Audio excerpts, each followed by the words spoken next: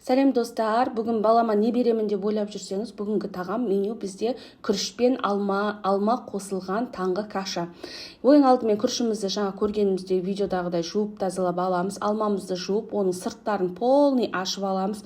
Және анау шіріген жерлері болатын болса, алманың толығымен алып тазартып тастаймыз, өткен балаға зиян болмау қажет.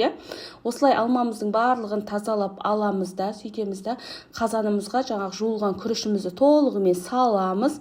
Салып болып, осы күрішімізге азғантай су құйып жібереміз. Көп мөлшерде қажет емес. Азғантай су құйып жібереміз да, оны баяу отта, мынау стеклянныйға қайнатып жатыр деп ойламаңыздар. Бұл отқа төзімді стеклянный. Осыған қайнатып аламыз. Аз уақыттан кейін біздің алмамыз қатты езіліп жоқ болып кетпес үшін, оны тарелкаға бөлек осылай мен сияқты алып аласыздар. Міне күрішіміз де дайын болды. Күрішті міндетті түрде толық піскенін қадағалаңыздар. Сосын барып өзіміздің арнайы сашемізге, блендердің сашесіне күрішімізді және алмамызды салып аламыз.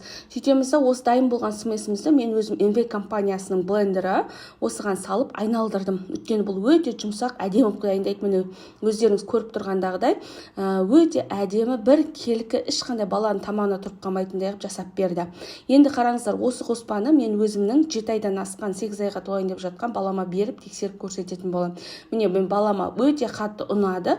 Бір жегеннен прям кетпей жартысынан көбін тауысып қойды. Барлықтарыңызға ас болсын. Бұл декреттегі ананың каналы, тіркелулеріңізді сұраймын.